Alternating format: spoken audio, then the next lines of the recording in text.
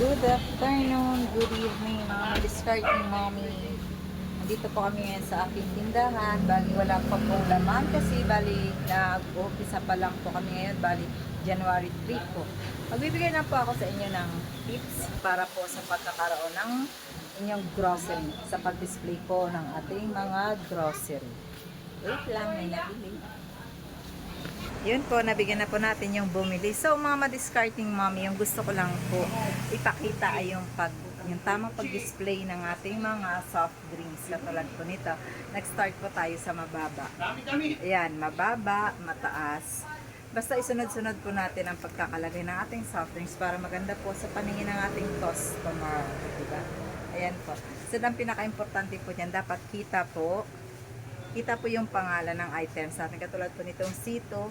Ayan po inyong mapapansin talaga. Yan po. Yung pangalan talaga po ay nakikita. O diba? Sunod dito mga chichirya po namin para mas nakakaakit po. Bali display po namin dito. Ayan din po. So yun po ang mga magagandang gagawin para sa ating mga display na mga grocery sa ating tindahan para mas nakakaakit sa ating customer. Para pag namili po yung ating customer, unang tingin pa lang po nila, ay nakikita na po nila kung ano yung kanilang pipiliin at kung ano yung kanilang bibilhin. Yan talagang hanggang baba po kahit paano po pinapa-organize ko po paglagay. Balik ko lang pa po yan kasi talaga pong first day ng 2025 namin. Yan po, wala pa pong laman kasi andun pa po lahat sa loob yung aming mga ginagawa. Bali magdi-display lang po kami mamaya. Pero open naman po kami ng 24 hours mga madiscarding mommy. Yan po. So siguro po mga madiscarding mommy, yun lamang po ang aking maibibigay na konting tips sa mga marunong